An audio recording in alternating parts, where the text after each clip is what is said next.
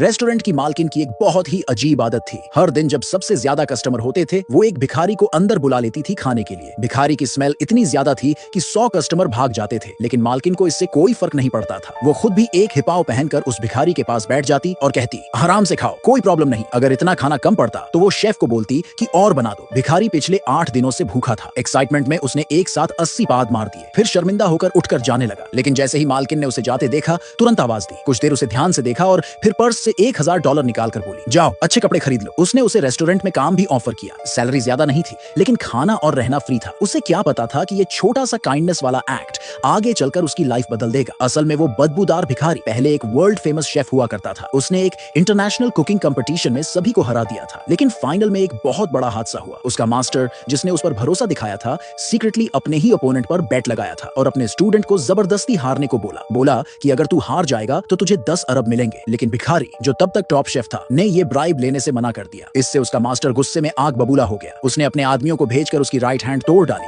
ताकि वो दोबारा कभी खाना न बना सके। और इतना ही नहीं, उसकी माँ का दिया हुआ लकी चार्म भी छीन लिया और उसी से उसे धमकी दी। मजबूरी में भिखारी को फाइनल में जानबूझकर एक सिंपल सा एग फ्राइड राइस जलाकर हारना पड़ा। लेकिन इसके बाद भी उसका मास्टर नहीं रुका। उसने उसकी हाथ को पूरी तरह से बर्बाद करवा दिया ताकि वो दोबारा शेफ बनने का सपना भी न देख सके। तब से वो भिखारी सड़कों पर जैसे तैसे पेट भरने के लिए जी रहा था। अक्सर वो रेस्टोरेंट्स में बस कुछ छांव या बचा हुआ खाना ढूंढने घुस जाया करता था। वेटर उसे बहुत घटिया नजरों से देखते थे, लेकिन मालकिन ने कभी उसे बाहर नहीं निकाला। उल्टा एक दिन तो उसे बर्तन धोने का काम भी दे दिया। एक दिन रेस्टोरेंट पूरा भरा हुआ था कस्टमर से, लेकिन हेड शेफ ने काम करने से मना कर दिया। उसने धमकी दी कि अगर उसकी सैलरी में हर महीने $3000 एक्स्ट्रा नहीं मिले तो वो रिजाइन कर देगा। मालकिन ने साफ मना कर दिया और उसकी जगह अपने ट्रेनी को किचन में भेजा। लेकिन जैसे ही खाने की प्लेट्स सर्व की गई, कस्टमर नाराज हो गए। खाना बहुत बेकार था। पूरे रेस्टोरेंट में अफरा तफरी मच गई और गुस्से में सारे कस्टमर चले गए। तब मालकिन को एहसास हुआ कि प्रॉब्लम कितनी बड़ी है। उसे पता था कि हेड शेफ जानबूझ के ऐसा कर रहा है, लेकिन फिर भी वो उसके आगे झुकी नहीं। उसने कहा, मैं रेस्टोरेंट बंद कर दूंगी, लेकिन ऐसे चीटर इंसान को सपोर्ट नहीं करूंगी। इसी बीच एक फेमस माफिया रेस्टोरेंट में आया। उसने पूरा रेस्टोरेंट बुक करने की डिमांड की